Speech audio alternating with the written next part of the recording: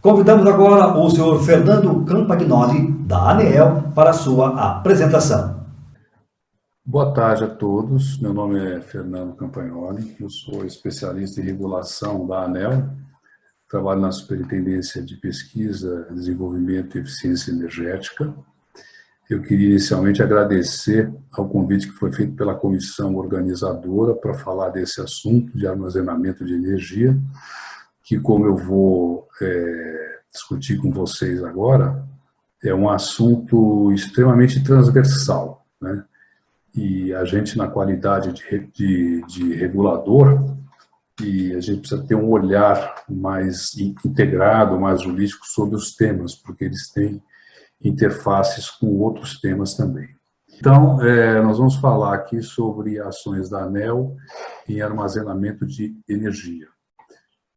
Esse tema de armazenamento, ele está dentro de um conjunto maior de temas que a gente pode sintetizar chamando de assim, transição energética.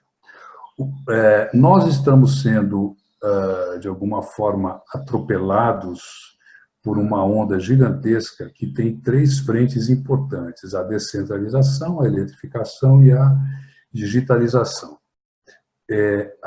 A própria descentralização, vamos falar um pouquinho de cada um rapidamente, a descentralização já gera alguns impactos nos modelos regulatórios, né? Na medida em que você tem o storage aí que vocês estão observando na apresentação, os sistemas fotovoltaicos, sistemas distribuídos, microgrids, a gente começa a observar que os consumidores eles passam a ter um papel fundamental no funcionamento do sistema elétrico. Então, antigamente ele era apenas um agente passivo, agora ele começa a interagir e meio que aumentar a complexidade da operação do próprio sistema. Do ponto de vista da digitalização, nós temos também uma série de modernizações no processo, né? A gente tem a internet das coisas, a gente tem o smart metering, e na eletrificação nós temos um elemento aqui que são os veículos elétricos, que eu vou abordar um pouquinho sobre isso durante a nossa discussão aqui. Então, todo esse ciclo que está apresentado, ele vai gerar uma série de complexidades para o funcionamento do setor elétrico e, ao mesmo tempo, as questões de armazenamento.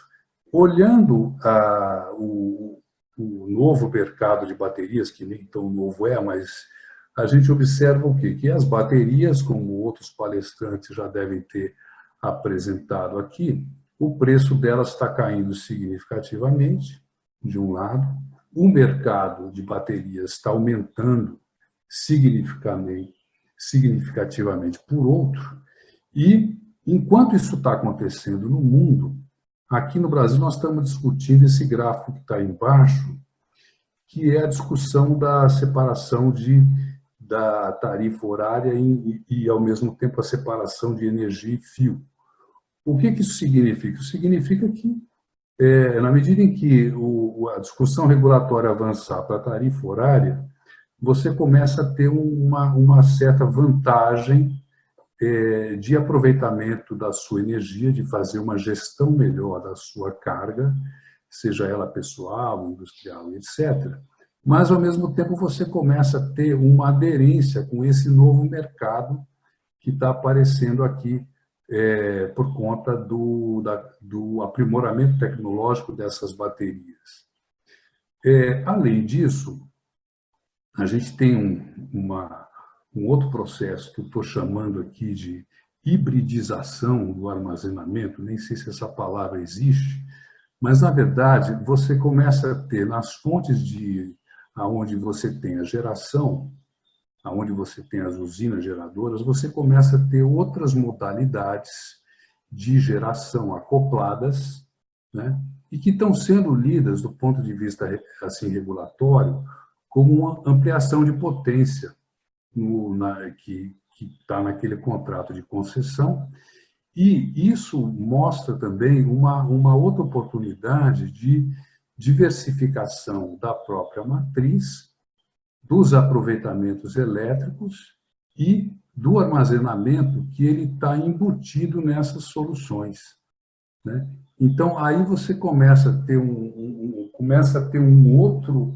uma outra entidade que está entrando em cena aqui, ainda escondida atrás de um aumento de potência, mas que pode vir a ser um elemento interessante para a nossa matriz, que já é muito variada, muito limpa e, ao mesmo tempo, muito ampla, em termos de novas possibilidades. Então, a bateria, o armazenamento, ele acaba entrando aí dentro desse contexto das usinas híbridas, né? Eu coloquei entre parênteses a palavra locacionais, porque são usinas que estão, de alguma forma, amarradas locacionalmente, perto da casa de força, perto de algum empreendimento que tiver a sua geração principal. Então, com uma geração secundária ou com um armazenamento que vai funcionar também como um novo gerador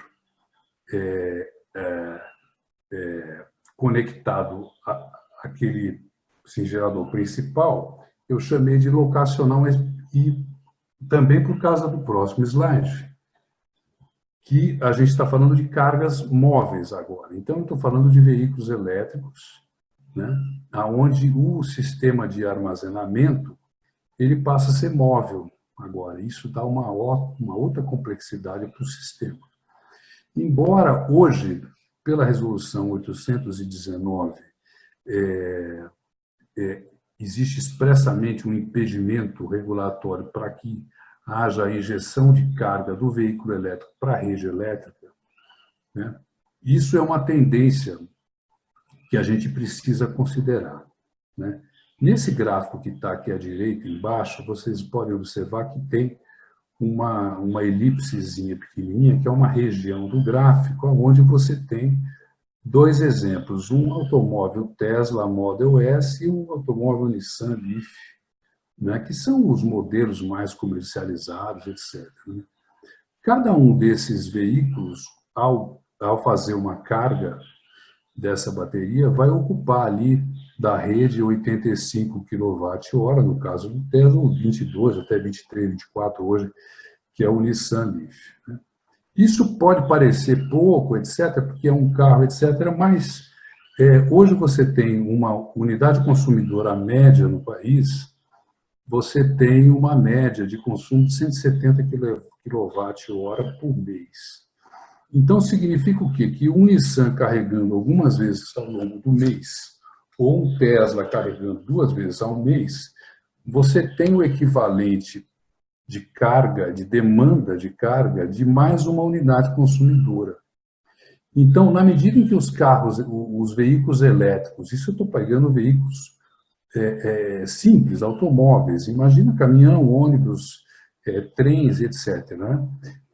Na medida em que esses novos agentes começam a interagir com a rede elétrica, e se você considerar, por exemplo, uma frota de veículos a combustão de 60 milhões de veículos, se você pegar 1% disso, você já vai ter uma demanda de carga brutal, né?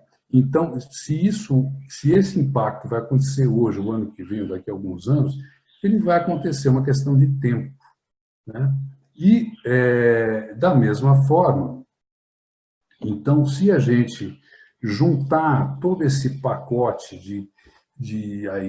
desses desafios que foram colocados, a hibridização do acionamento, ampliação do mercado de baterias, as tarifas horárias e essas cargas móveis, você começa a entrar num mundo novo, num admirável mundo novo, onde você tem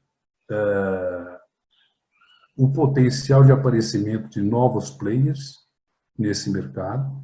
Então, pode ser que apareçam alguns novos componentes, novos agentes que vão pegar uma energia num preço e vão comercializar em outro, há outros que vão simplesmente estocar energia para poder prestar serviços ancilares, etc., específicos, né?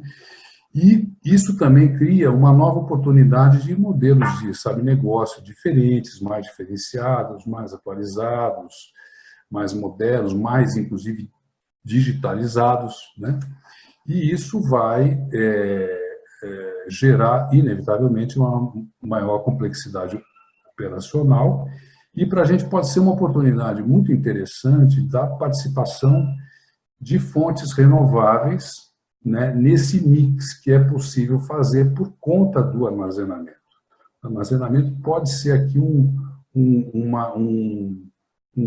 vetor importantíssimo para a gente operar o sistema todo de uma forma até mais inteligente. Então, para a gente, ao mesmo tempo, enfrentar essas questões como oportunidades, a ANEEL tem feito o quê? A ANEEL tem feito algumas chamadas estratégicas de projeto, a número 21, que é o foco específico de armazenamento, que já foi objeto de várias apresentações do evento, e a chamada 22, que versa especificamente sobre soluções em mobilidade elétrica, né? Essa tela que está aqui é um pequeno catálogo que nós fizemos no final do ano passado. O link está aí à disposição de vocês, onde tem um recorte temporal dos projetos relacionados à chamada 21, né? Que os projetos que já ultrapassaram aproximadamente 50% da sua execução. A chamada foi lançada em 2016, né? Esses projetos têm aproximadamente 4, 5 anos para serem executados. Alguns começaram com certo atraso, mas então tem um conjunto de projetos nesse catálogo que podem ser objeto de consulta de vocês para que a gente saiba o status desse e a variabilidade desses projetos. Na chamada 22, que diz respeito à mobilidade elétrica, nós aproveitamos para criar um conceito de rede de inovação tecnológica, exatamente para tentar organizar o conhecimento, a tecnologia e a regulação, né? Então, a gente partiu de estudos do CGE em 2017, a criação da rede de inovação do setor elétrico enquanto um conceito teórico, né? Uma reunião de mobilidade elétrica onde se discutiu se o conceito de rede atenderia às questões relacionadas ao tema, uma consulta pública e a chamada propriamente dita, com esses requisitos mínimos que estão em tela, né? O recorte que nós fizemos agora, o mês passado, a gente dos 38 assim, projetos apresentados, na ordem de 600 milhões de reais de investimento nos próximos 4 anos, sendo 100 milhões aproximadamente em contrapartida. Nós temos, de fato, 32 aí, projetos em execução, em todas essas regiões brasileiras que estão em azul, né? E estamos conseguindo fazer uma organização de cerca de 1.200 pesquisadores em diversos tipos de instituição de pesquisa, startup ou na própria indústria, né, que era um dos requisitos importantes a serem colocados. E um ponto importante dessa chamada é que cada projeto precisaria colocar uma estação de recarga, no mínimo uma. E, evidentemente, as empresas estão colocando muito mais. Isso já vai induzir a utilização e a formação de corredores elétricos, pelo menos nesses estados que estão aí apontados, não só na parte interna da cidade, mas também ao longo dessas rodovias, né? E que vai, mais na frente, como a gente já apontou aqui, gerar para a gente um desafio de funcionamento operacional. Então, para a gente fechar um pouco a nossa conversa e depois partir para essas, sabe, discussões mais específicas, eu queria só fechar com os pontos que estão colocados aí. A transição energética já é uma realidade. Os recursos energéticos aí distribuídos já são esse caminho, sabe, sem volta, e o custo dessas baterias caindo, esse recursos energéticos vão ficar mais empoderados, né? Os resultados das chamadas 21 e 22 irão ampliar até mais o armazenamento, porque essas chamadas vão nos permitir esses balões de ensaio de campo, que vão gerar novos modelos de negócio, além das estações de recarga, né? E os projetos de P&D já vão ser executados em rede e com necessariamente inserção de produtos aí no mercado. O consumidor já é mais consciente, já está começando a tomar outras, assim, sabe, decisões importantes dentro do setor elétrico, ele passa a ser um agente ativo no setor elétrico, e a modernização do setor como um todo, lembrando daquela figura inicial, daquele ciclo, né? Olhar para essa modernização é um fator importante para o desenvolvimento do setor e do país também. Então, queria agradecer a oportunidade. Eu deixo aqui os meus contatos por e-mail, né, porque estamos à disposição aí para qualquer dúvida adicional. Muito obrigado, uma boa tarde a todos. Agradecemos ao senhor Fernando Campagnoli, da ANEEL, pela sua apresentação.